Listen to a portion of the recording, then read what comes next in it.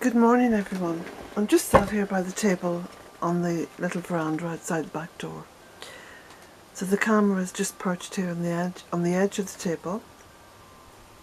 And as you can see, it's an absolutely gorgeous morning. It's beautiful. I have my coffee. Thank you, Jennifer, very much. Jennifer sent me some coffee all the way from England and a beautiful card. Thank you so much, Jennifer. I'll just show you her card. This is her card here. Isn't that lovely? It's a beautiful picture by Dilly Williams. Permaculture Garden by Dilly Williams. So thank you for that coffee, and you're right. Lancaster coffee is fantastic. It's superb.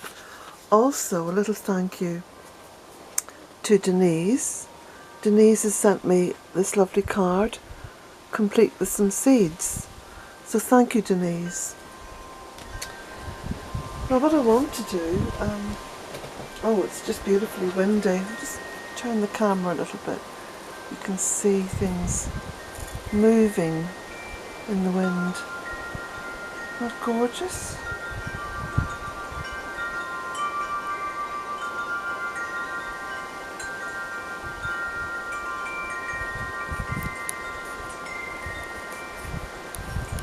I'll just pan it round a little bit.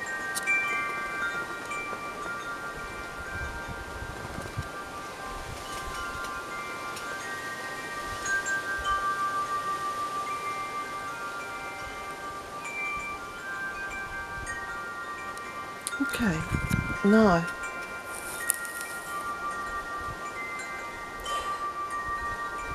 I'm going to read a little bit of my book. And for those of you who would like to read this book further, just trying to find a little page here to show you. I'm going to put a link to it underneath this video.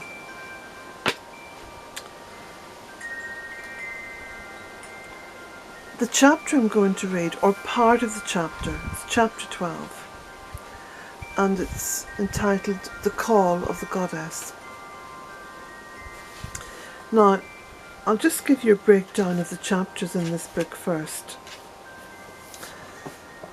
So starting at chapter 1, Mayflies Rising, Standing Stones, Immock, Goddess Rising, A Woman on Her Own, Harvest, On the Edge of Empire, Somewhere Long Ago, Envisioning the Impossible, A Simple Life, Sustainable is No Longer Enough, The Call of the Goddess, Bealtaine, In a Time of Destruction, Wild and Free, and finally chapter 16, Transformation and the Sacred Spiral.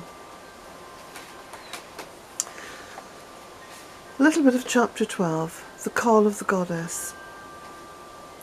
Evolution is a natural state. Much of our lives are tied into the mundane and repetitive, taking us away from life, which is a sacred journey. In my pursuit of life at Bealtaine Cottage, I have endeavoured to bring forth Mother Earth, and in this pursuit, which I felt to be devotional and still do, I have evolved. This evolutionary process has changed my entire perspective on life, bringing me from an acceptance of the status quo to a life I would not have recognised myself living, even in my wildest dreams. At the start of the Bealtaine project, I was a religious woman, a Roman Catholic. As I recall the woman I was, I realised that I was living in a state of fear of change, something that holds us all back in one form or another. I lived in the arid lands of Abrahamic religion, where women took second place. How I felt about this was never allowed to surface in my consciousness for all sorts of complex reasons. As I became more and more immersed in the physical work of helping Mother Earth recover and regenerate, the voice of the goddess began to resonate in me. I say in me, for it was as though her energy seeped up through my body as I worked the land. Working in silence on my own was incredibly empowering, taking me on meditative journeys of connection with the great goddess that I now recognize as being the female spirit of the earth. I avoid labels, and so have refused to be defined in spiritual belief terms. I have redefined the permaculture I practice to reflect the wholeness I see around me, the deeply spiritual connection I now enjoy with Mother Earth. Permaculture has led me into a deeper understanding to what I call Goddess Permaculture. To define Goddess Permaculture is simply to recognize the power of the feminine in all life and the connections that have never been broken. The Goddess is the Great Mother Earth, and I honour all life, her beauty and abundance, living as close to the Great Mother as ever possible. I now recognise the Divine Feminine as the source of all life, and this has changed me utterly. I refrain from eating meat or any food brought to my table through violence and suffering. I rejoice in all life. I don't just believe, but I understand that there is a way back to Eden, the once beautiful earth. All one needs to begin this restorative and regenerative task is to open one's heart and allow deep compassion for Mother Earth to flow.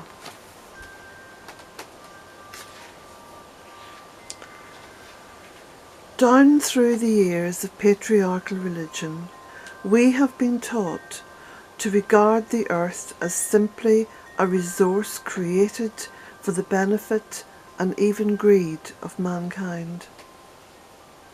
Yet for me, the heart of the Celtic understanding of nature is to regard the female, the goddess, and the divine in all living things. Surely Earth would look quite different today if we had been taught over millennia that the earth was sacred. I am happy to have come to this understanding in my own evolution. One of the more surprising aspects of changing my spiritual path has been the revelation and joy of empowerment. Feeling so very connected to Mother Earth has changed my view of death too. I have come to understand that there are two aspects to my life, that of my human journey and that of my spiritual journey.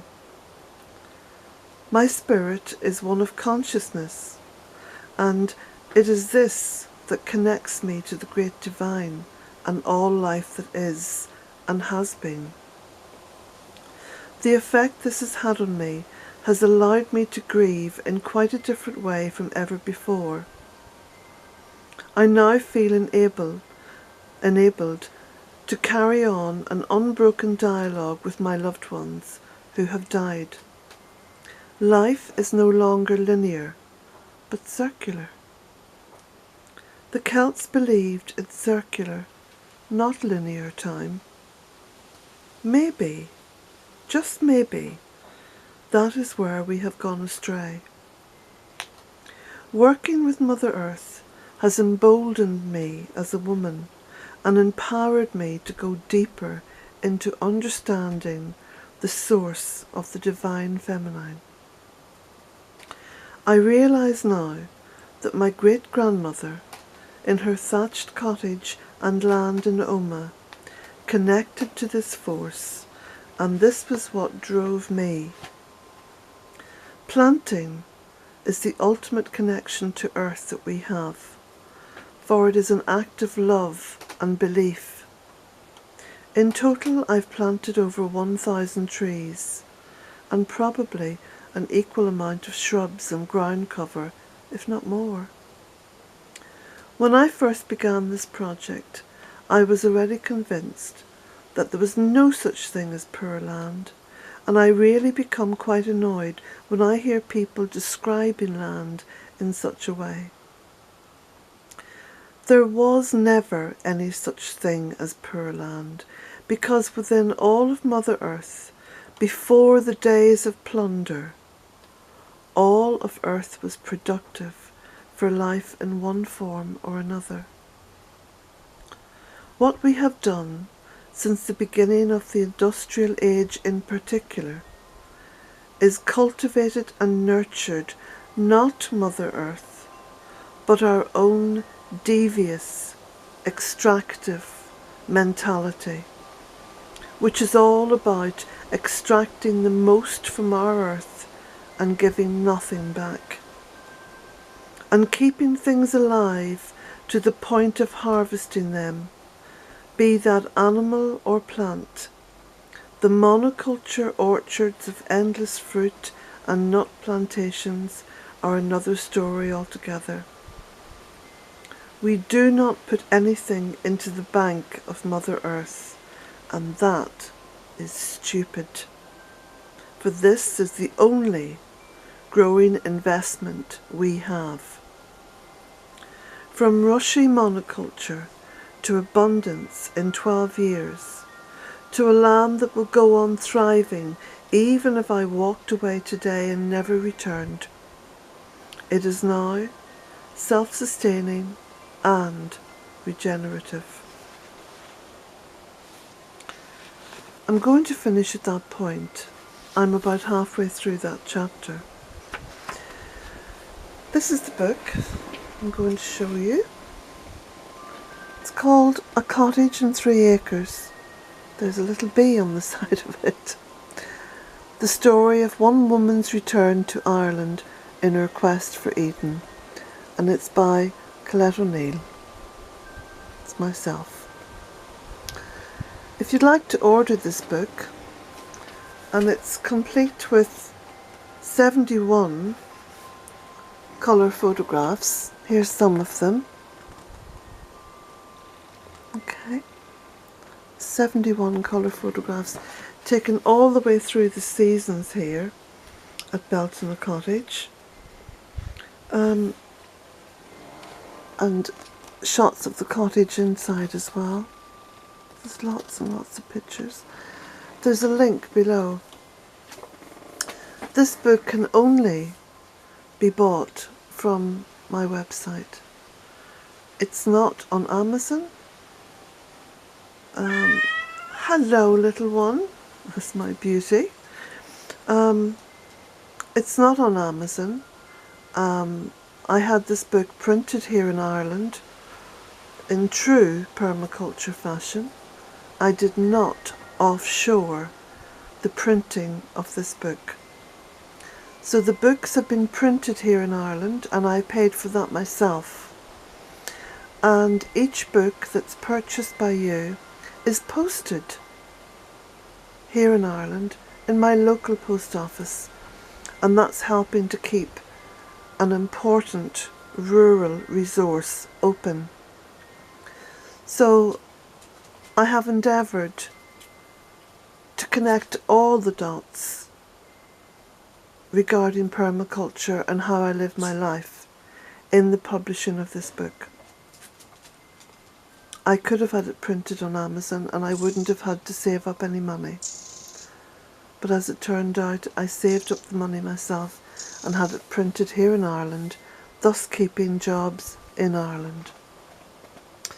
So it's not just helping to support Bealtaine Cottage in buying a book.